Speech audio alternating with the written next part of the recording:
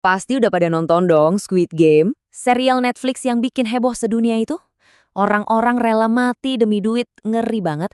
Tapi gimana kalau gue bilang bagian paling brutal dari serial itu beneran pernah terjadi di dunia nyata?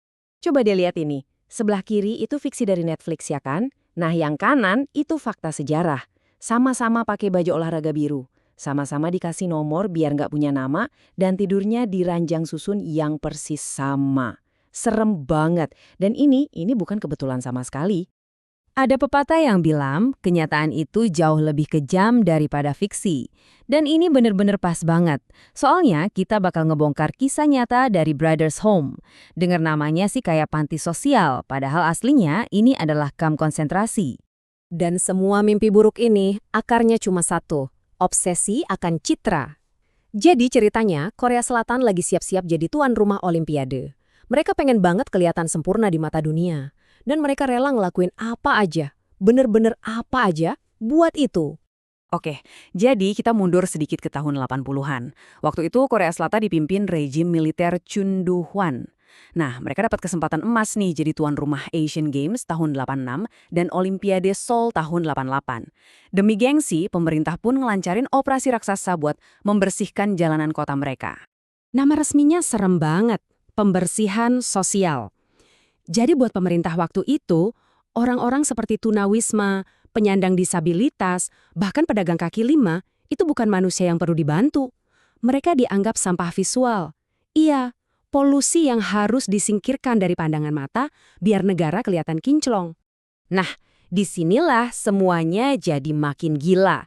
Kita bakal lihat gimana sistem ini mengubah manusia jadi komoditas. Jadi barang dagangan buat cari untung, baik buat negara maupun pihak swasta. Gini cara kerjanya. Dengerin baik-baik. Pertama, pemerintah ngasih duit subsidi buat setiap orang yang ditampung. Otomatis, ini jadi bisnis kan? Kedua, polisi dikasih target, dikasih kuota harus nangkep berapa banyak orang. Akhirnya apa? Mereka mulai nyulikin warga biasa dari jalanan cuma buat ngejar setoran. Dan si fasilitas, si Brothers Home ini, ya jelas untung besar. Dan ini fakta yang paling bikin shock. Kalian pikir yang ditangkap itu cuma gelandangan? Salah besar. Diperkirakan 90% orang di dalam Brothers Home itu bukan tunawisma. Mereka itu orang biasa kayak kita, punya rumah, punya keluarga. Jadi, siapa aja bisa jadi korban. Nggak pandang bulu. Anak kecil yang lagi main terus kesasar, bisa diciduk. Karyawan yang pulang kantor terus minum dikit, bisa diangkut. Pedagang kaki lima, aktivis politik, bahkan orang yang lagi diem nunggu bus pun bisa hilang gitu aja. Diculik, dimasukin ke truk, dan lenyap. Oke, sekarang mari kita masuk ke dalam. Kita lihat apa yang sebenarnya terjadi di balik tembok neraka bernama Brothers Home itu. Ini bedanya yang paling penting sama Squid Game. Kalau di film, para pesertanya kan setidaknya punya ilusi pilihan ya kan? Mereka bisa milih buat ikut atau enggak. Nah, di Brothers Home, nggak ada pilihan. Sama sekali. Mereka diculik, mereka jadi tahanan di negara mereka sendiri. Di dalam, hidup mereka itu kayak di neraka. Mereka dipaksa kerja rodi di pabrik, bikin sepatu, bikin alat pancing, nggak dibayar sepeser pun. Penyiksaan dan pelecehan itu makanan sehari-hari. Bahkan ada permainan keji namanya permainan Hiroshima, di mana mereka dipaksa saling hajar satu sama lain sampai mati. Dan yang paling parah, anak-anak kecil yang diculik itu dijual untuk diadopsi ke luar negeri. Di dalam fasilitas itu, ada satu tempat yang paling ditakutin sama semua penghuninya. Mereka nyebutnya bangsal zombie. Ini bukan bangsal buat ngobatin orang sakit. Oh bukan, ini tempat buat ngasih hukuman pakai obat-obatan kimia. Tercatat, tempat ini beli lebih dari 250.000 pil antipsikotik. Namanya chlorpromazine. Jadi, siapa aja yang berani ngelawan, yang coba-coba berontak, bakal disuntik paksa pakai obat ini. Efeknya, mereka jadi kayak mayat hidup, lumpuh cara kimiawi. Itu cara mereka buat ngebungkam semua orang. Sekarang kita masuk ke babak yang paling bikin emosi. Apa yang terjadi setelah semua kebusukan ini akhirnya kebongkar? Yah, sistem peradilannya gagal total.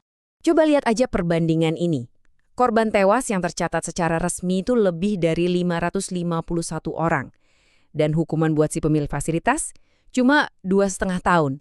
2,5 tahun untuk ratusan nyawa. Nggak masuk akal. Dan tahu nggak kenapa hukumannya ringan banget?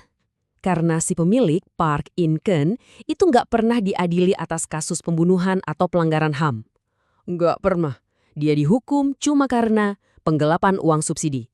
Jadi nyawa ratusan orang itu seolah-olah nggak ada harganya sama sekali dibanding duit. Lihat deh timeline ini. Tahun 87 fasilitas ini kebongkar. Tahun 89 pemiliknya dihukum ringan banget, cuma 2,5 tahun. Terus, bertahun-tahun kemudian di tahun 95, pas gebung itu mau dirobohin, coba tebak apa yang mereka temuin. Ratusan tulang belulang manusia dikubur di bawah fondasinya. Jauh lebih banyak dari data resmi yang ada. Jadi, ini semua ninggalin kita sama satu pertanyaan yang dalam banget. Berapa sih harga yang harus dibayar buat sebuah citra nasional yang sempurna?